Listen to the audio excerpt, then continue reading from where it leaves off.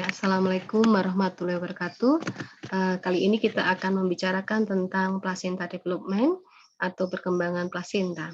Nah, seperti kita tahu pada setiap hasil konsepsi ya, jika memang konsepsinya bisa terimplantasi dengan baik, nanti akan ada dua hasil konsepsi, yaitu yang pertama fetus ya, kemudian yang kedua adalah plasenta ya.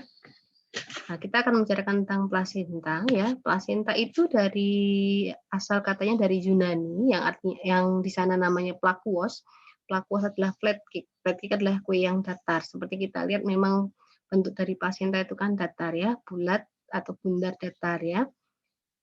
Plasenta ini adalah organ maternal dan fetal ya, artinya menyambung memang tubuh dengan tubuh ibu dan janin ya, yang mulai berkembang sejak saat implantasi blastosis. Kalau kita ingat blastosis adalah hasil pembelahan ya, pertemuan sel telur dan sperma menghasilkan zigot ya, zigotnya kemudian membelah ya, akhirnya ada blastosis ya, oke, ada proses pembelahan blastosis ya. Ya, yang akan lahir bersama janin tentu saja ya. Selama masa 9 bulan, plasenta ini sangat berfungsi ya, sangat bermanfaat untuk kehamilan ya, karena membantu menyediakan nutrisi, kemudian pertukaran zat gas ya, kemudian membuang sampah-sampah sisa metabolisme ya, kemudian juga sumber dari sel gitu ya, dari stem cell yang itu bisa membantu perkembangan janin, kemudian hormonal dan juga memberikan support imunitas untuk perkembangan janin ya. Jadi memang ada imun support ini artinya dengan adanya plasenta ini membantu mempertahankan daya tahan fetus dari serangan baik dari antibodi ibu maupun dari mikroorganisme yang dari luar ya. Di dalam anatomi plasenta ada 3 bagian yang terpisah, ada di dalam aorta atau venus sistem ya, sistem sirkulatori dari aorta atau venusnya, yaitu ada 3. Yang pertama ada umbilikal ya, umbilikal yang kita tahu ada tali pusat dengan 2 arteri dan 1 vena ya. Kemudian ada sistemik dan vitelin. Kalau sistemik berarti sirkulasi darahnya ya, yang akhirnya nanti akan menghilang ya segera setelah bayinya lahir karena sudah tergantikan dengan sirkulasi dari bayi baru lahir ya. Sedangkan untuk vitelin ini adalah berkontribusi pada sistem portal dan sistem sistemik janin ya, yang nanti akan membantu pada pembentukan sistem kardiovaskuler ya. Nutrisi yang dikirimkan dari ibu ke janin ini sekitar 100 sampai 150 ya. Ya, ini berlokasi di basal ya atau desidua basalis ya. Ya, sekitar dengan diameter plasentanya sekitar 9 senti ya. Ada 9 atau sampai 10 senti ya. Ya. Kalau kita lihat ini hasil pemeriksaan USG ya, USG untuk plasenta. Kalau kita lihat memang secara normal posisi plasenta ini ada di fundus ya atau ada di korpus yang mendekati fundus ya. Ya, tapi memang kita tahu juga ada kelainan plasenta yang berimplantasi di bawah ya, bisa menjadi plasenta letak rendah ya kalau mendekati ostium uteri ya, atau kalau sampai menutupi sebagian atau total kita sebut dengan plasenta previa ya. Nah, ini adalah bentuk-bentuk plasenta yang normal ya. Memang ini bervariasi tapi ini semuanya merupakan ya gambaran dari plasenta yang normal bahkan memiliki beberapa variasi ya. Ya, ini adalah gambaran sirkulasi darah ya, dari ibu ke janin maupun dari janin ke ibu ya. Yang di sisi di sini ini adalah dari desidua, berarti dari endometrium ya. Di tali pusat masuk ke dalam endometrium, ke dalam desidua ya. Nanti dari ibu akan dialirkan oksigen, bahan makanan gitu ya, hormon ya, enzim ya, kemudian dari janin akan dialirkan kembali ke ibu waste ya, habis itu tadi adalah sisa-sisa metabolisme atau sampah metabolisme ya. Untuk darah yang bersih kayak oksigen dari ibu dialirkan melalui vena umbilicalis, sedangkan darah kotor dari janin ke ibu dialirkan melalui arteri umbilicalis ya. Sedangkan gambar yang di sisi kanan ini kita lihat dari plasenta akan ke tali pusat ya. Di sini adalah pusatnya ya, dari pusat nanti akan masuk ke hati, dari hati nanti baru akan dibawa ke jantung ya. Nah, nanti kalau darah sudah selesai dipakai dari tubuh kita tentu dimasukkan ke jantung dari jantung nanti dia akan masuk melalui arteri umbilikalis kembali ke plasenta ibu ya, masuk ke plasenta. Untuk tahap perkembangan plasenta ya, seperti kita tahu bahwa trofoblast adalah bakalnya atau calonnya plasenta ya. Pada trofoblast ini ada dua lapisan, yang pertama ada sitotrofoblast dan sinsitiotrofoblast ya. Sinsitiotrofoblast itu terbentuk dari bagian bawah sitotrofoblast ya. Jadi nanti yang akan tumbuh menjadi plasenta ya, ini adalah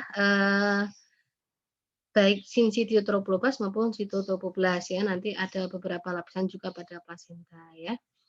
Pada umur kehamilan 21 hari ya, nanti akan mulai pembuluh darah janin ini akan terbentuk mengandung atau dialiri oleh sel darah yang sudah berinti ya. Kemudian lapisan trofoblast ini ya, ini nanti akan berkurang jumlahnya ya. Pada pembuluh darahnya ini pada umur kehamilan kurang dari 21 hari ya.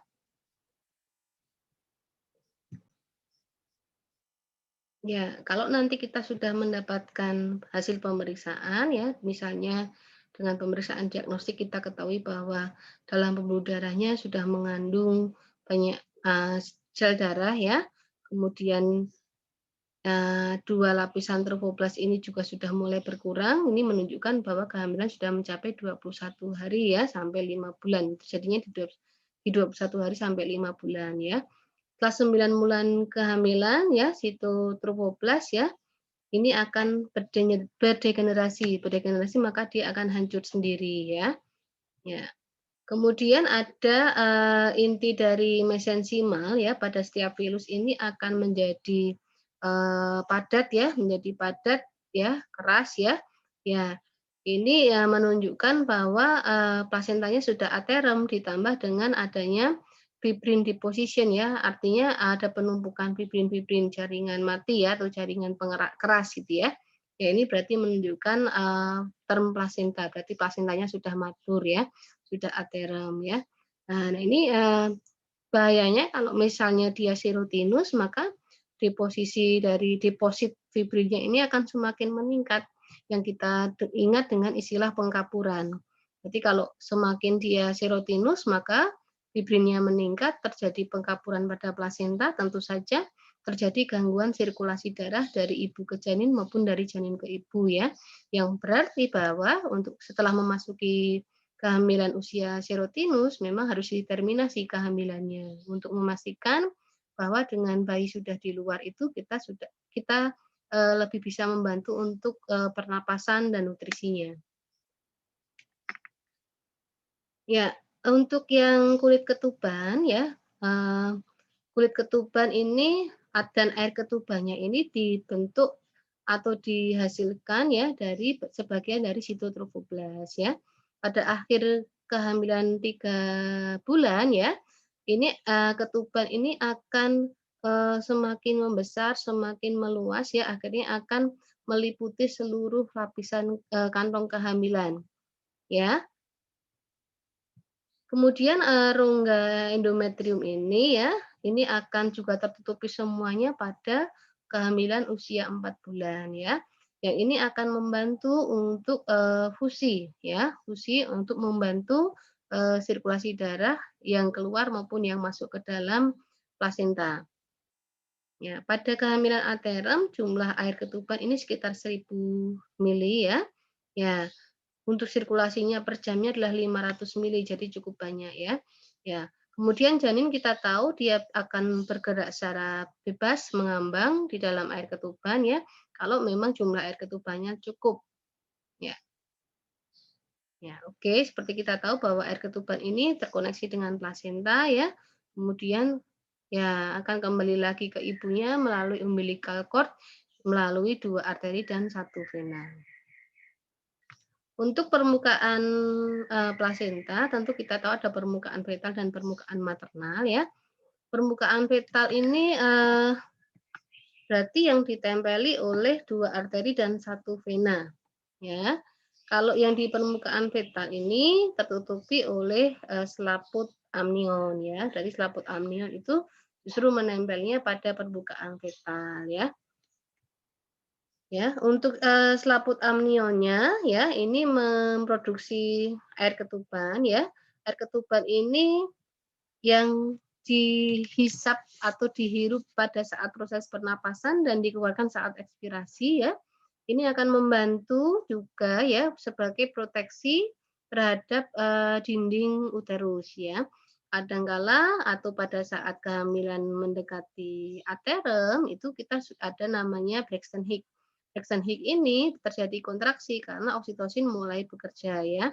Nah, kontraksi pada Braxton Hicks ini tidak berefek langsung pada janin karena di antara otot uterus dan badan janin atau di antara otot uterus dengan tali pusat ini terdapat air ketuban. Nah, air ketubannya ini sebagai shock absorber ya. Shock absorber berarti yang menahan goncangan, menahan tekanan ya. Air ketuban ini juga berfungsi untuk menjaga temperatur ya, temperatur, suhu ya, sehingga tetap memperoleh atau memberikan suhu yang sesuai untuk pertumbuhan janin ya. Ini memberikan ruang gerak ya, juga tadi sebagai barier mencegah infeksi ya. Ya ada korion ya, kalau kita ingat memang untuk selaput kulit ketuban ini ada dua, yang pertama amnion, yang kedua korion ya. Amnion punya sifat lebih tebal ya, sehingga dia harus dipecahkan dengan kalau kita ingat dengan alat ya, setengah koker ya. Tetapi kalau untuk korion dia sifatnya lebih rapuh ya, lebih rapuh, lebih tipis. Sehingga pada saat proses persalinan yang beresiko mengalami retensi tertinggal itu lebih banyak pada lapisan korion. Sehingga diharapkan pada saat kita melakukan pemeriksaan plasenta, setelah plasenta lahir, itu kita lebih juga memperhatikan pada korionnya. Jangan hanya tertipu pada amnion, yang kita lihat amnionnya utuh, yang pasti dia lebih utuh dibandingkan korion, karena tadi ada perbedaan sifat. Kalau amnion ini dia lebih kaku ya, lebih keras jaringannya ya, sehingga resiko untuk tertinggal lebih jarang dibandingkan korion ya. Ya. Kemudian yang maternal surface ya, atau permukaan maternal ini kita lihat ini terdiri dari berbagai macam kotiledon ya.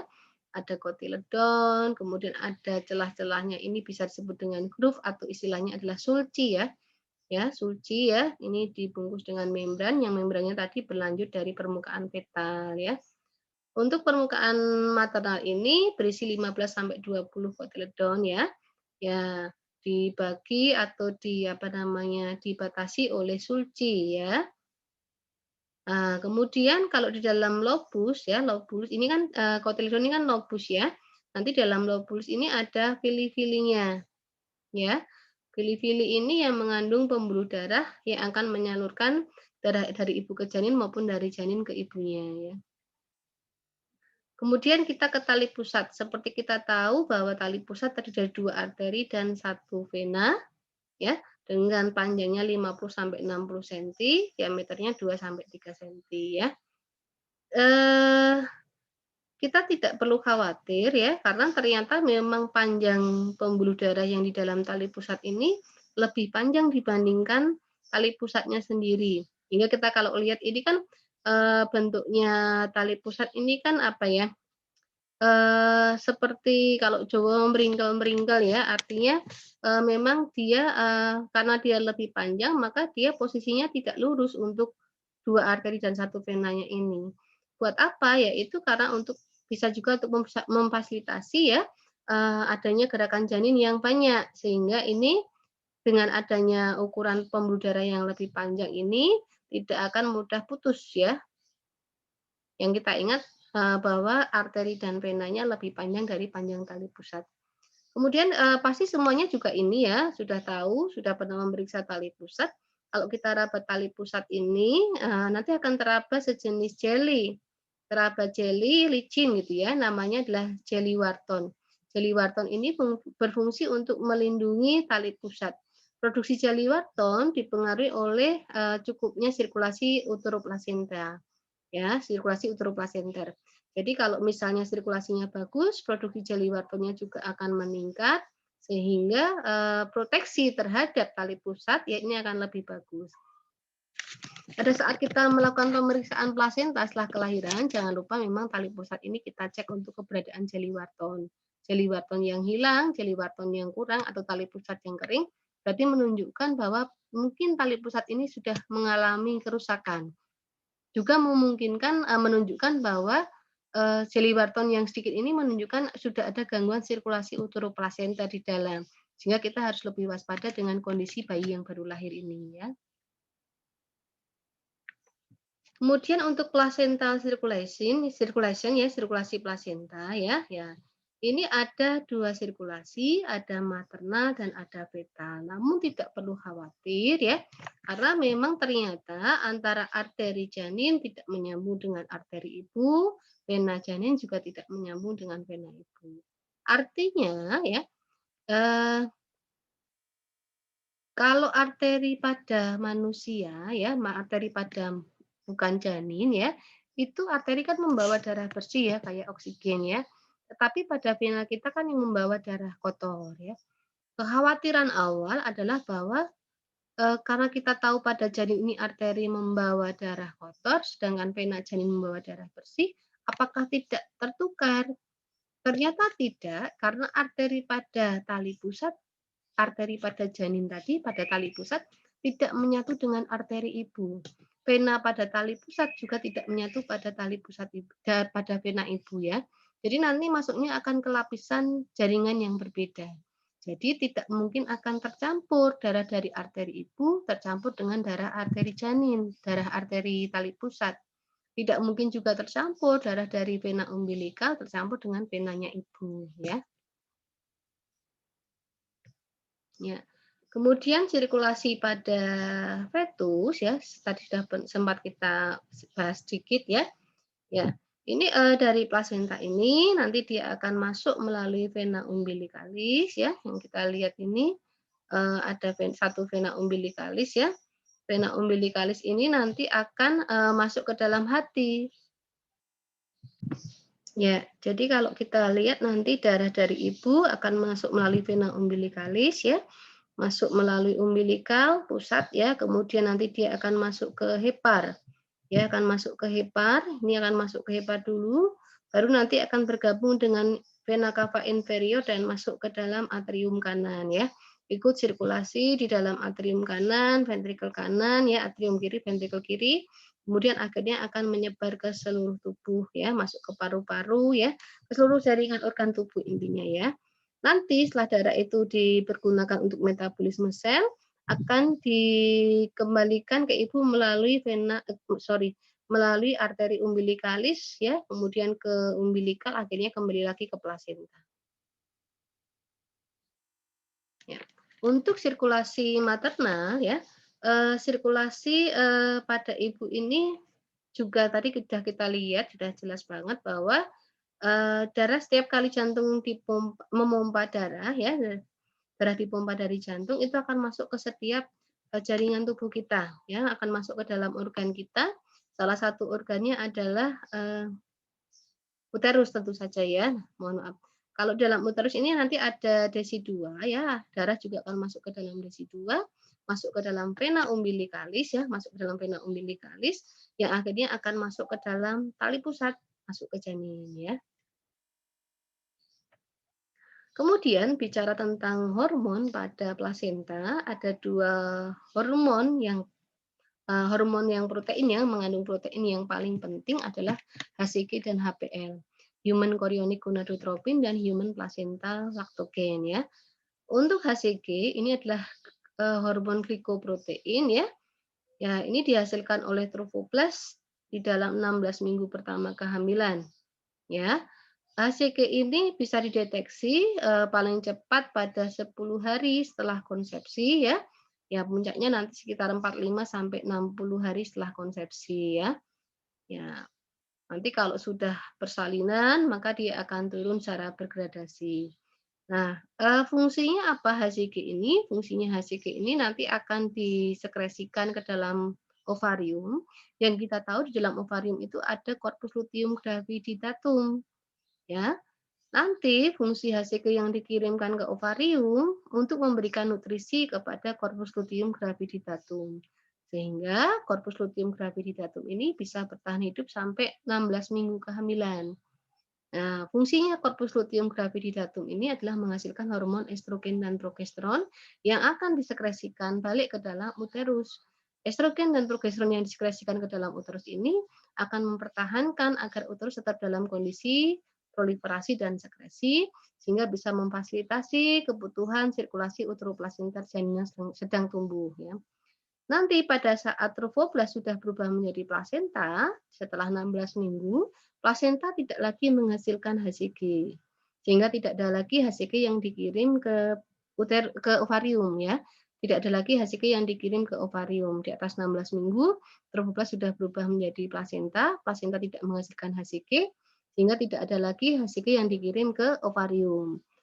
Ya, otomatis korpus luteum gravididatum tidak mendapatkan nutrisi lagi yang awalnya disuplai dari HCG. Sehingga di atas 16 minggu akan terjadi kematian korpus luteum gravididatum ya. Tetapi fungsi dari korpus luteum gravididatum yang tadi menghasilkan estrogen dan progesteron sudah diambil alih oleh plasenta, karena setelah menjadi plasenta, trovoblas menjadi plasenta, plasenta akan sudah bisa memproduksi hormon estrogen dan progesteron secara mandiri untuk mempertahankan kehamilan ya. Kemudian ada satu lagi hormon protein yaitu HPL, human placenta lactogen ya. HPL ini sangat bermanfaat ya karena kita tahu bahwa dalam masa kehamilan itu karena adanya plasenta, estrogen naik, progesteron naik, dua peningkatan hormon ini, estrogen dan progesteron ini akan menurunkan produksi insulin. Ya, produksi insulin. Nah, kalau terjadi peningkatan estrogen dan progesteron, maka insulinnya akan turun, ya. Maka glukosa darah ibu itu susah untuk ditransfer ke dalam sel, susah masuk ke dalam sel. Sehingga kalau susah masuk ke dalam sel, otomatis tidak bisa digunakan metabolisme untuk sel. Maka glukosa darahnya akan naik, yang bisa memicu terjadinya diabetes kehamilan, ya. Nah, tapi ada hormon HPL yang membantu. HPL ini fungsinya adalah meningkatkan kadar hormon insulin ya yang tadinya rendah karena estrogen progesteron. Sehingga kalau insulinnya ini naik, maka akan membantu pemanfaatan glukosa secara maksimal ya untuk mencegah diabetes pada ibu hamil ya. Kemudian ada hormon steroid. Hormon steroid ini ada dua yang terpenting yaitu hormon estrogen dan progesteron ya. Ya, hormon estrogen ya kita tahu bahwa estrogen ini diproduksi oleh plasenta yang utama ya. Ini ada estron, estradiol dan estriol ya. Sedangkan untuk fetus, fetus ini juga membantu memproduksi estrogen ya. Ya, pada kondisi kelainan fetus ya, pada kondisi kelainan fetus, misalnya fetus yang tidak punya kelenjar adrenalin ya, adrenal, atau misalnya pada kasus anensepal tidak punya tulang tengkorak, itu akan mempengaruhi kerja di kelenjar adrenal ya, sehingga nanti akan mempengaruhi jumlah produksi hormon estrogen, dalam hal ini yang jenis estriol ya. Sehingga kalau dilakukan pemeriksaan, salah satu indikator kesejahteraan janin adalah kadar estrogen. Kalau estrogennya rendah, maka bisa menunjukkan kondisi janinnya sedang tidak sehat juga ya. Estrogen ini dia ada beberapa bentuk ya tadi ya. Ya, ini ditemukan pada serum darah maupun urin selama kehamilan ya. Ya, sedangkan untuk plasenta ini tadi estrogennya dari plasenta ini akan mempengaruhi juga untuk pembentukan apa namanya hormon androgen ya pada laki-laki. Kalau pada laki-laki ini kita lihat bahwa laki-laki itu kan kadar estrogennya kan rendah ya karena dia mohon maaf laki-laki ini dia menghasilkan kadar estrogen yang rendah, memiliki kadar estrogen yang rendah ya karena dia mempunyai perbedaan hormon dengan kita ya. Jadi kalau wanita memang estrogennya tinggi, kalau laki-laki estrogennya rendah. Kejadiannya ini juga terkait dengan kejadian produksi air ketuban ya, produksi air ketuban ya. Ya.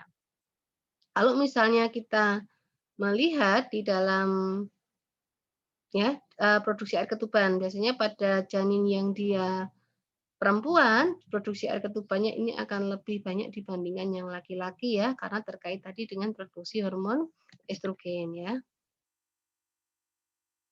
Ya, sintesis dari estrogen ini distimulasi oleh HCG dan HPL ya. Kalau HCG HPL-nya dalam kadar yang normal, maka jumlah estrogen yang diproduksi juga akan normal ya. Ya. Oke, yang kedua hormon steroidnya adalah progesteron ya. Progesteron juga disintesis dalam jumlah yang besar oleh plasenta ya. Kalau janin tidak sebanyak apa namanya produksinya seperti estrogen tadi. Kalau estrogen itu kan banyak ya, tapi kalau janin ini memproduksi progesteronnya hanya dalam kadar yang sedikit.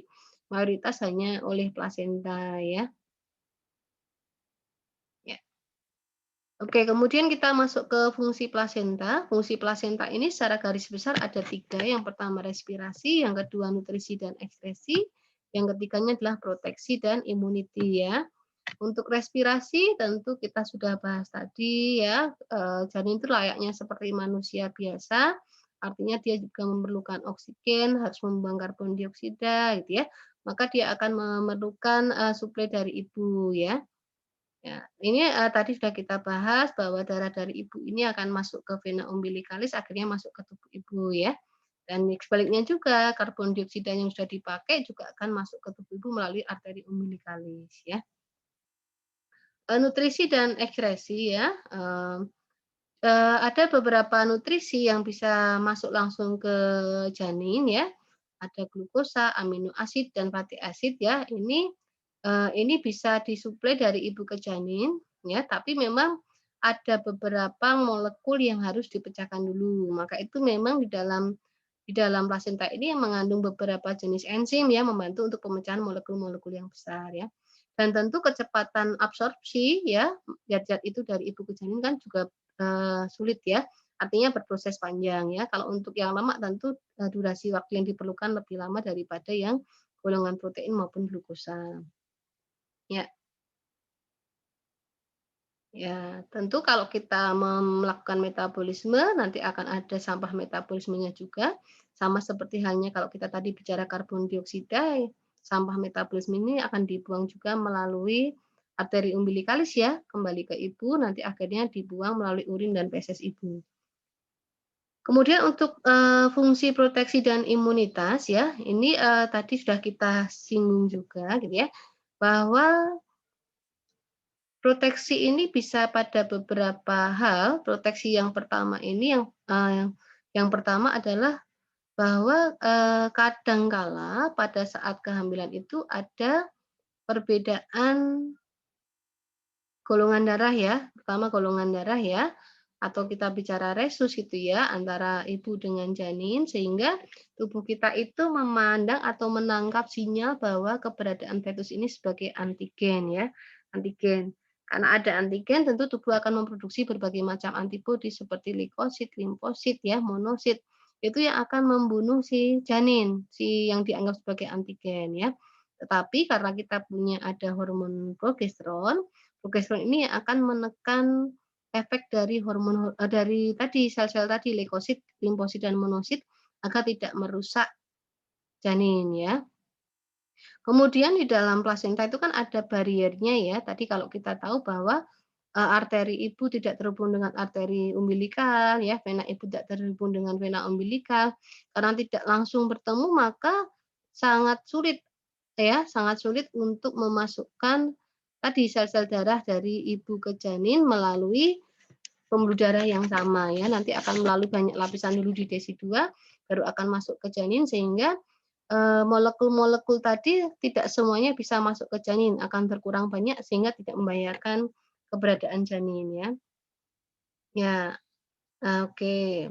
Untuk yang barier terhadap mikroorganisme juga begitu ya. Jadi kebanyakan mikroorganisme mempunyai ukuran molekul yang lebih besar daripada barier di plasenta, pori-pori di plasenta ya, sehingga tidak bisa masuk ya. Namun ada beberapa virus yang bisa masuk sehingga menginfeksi janin ya. Kemudian obat juga bisa masuk melalui barier ya, tapi ada beberapa yang bisa kita pilih. Misalnya untuk anti nyeri kita bisa memilih acetaminophen ya, dibandingkan obat yang lain ya. Ini ada contoh warfarin, ini antikoagulan ya. Misalnya kalau kita ada pengobatan ibu hamil dengan varises, kan resiko pengumbalan darah ya. Salah satu pengobatannya adalah dengan antikoagulan yaitu warfarin. Tapi warfarin ini ternyata juga mengganggu pembentukan sel darah janin, maka nanti harus kita observasi lebih ketat pada ibu hamil tapi dengan memperoleh pengobatan warfarin ya. Nah, biasanya kita lebih support ke ibu untuk, mobilisasi yang baik ya, sehingga tidak ada, resiko penggumpalan darah ya. Ya, ini untuk kita tahu bahwa untuk imunitas juga ada imunitas pasif ya. Pasif itu berarti janin ini mendapatkan imunitas dari ibu ke janin melalui sirkulasi uteroplasenta juga ya. Nanti bisa bertahan, sampai dengan beberapa bulan setelah kehamilan, tergantung dari jenis imunitas yang masuk ya. Ya, demikian penjelasan untuk, materi perkembangan plasenta. Silakan nanti untuk disimak ya melalui link YouTube. Tolong dituliskan nama dan komentar pada, link YouTube-nya ya. Terima kasih. Wassalamualaikum warahmatullahi wabarakatuh.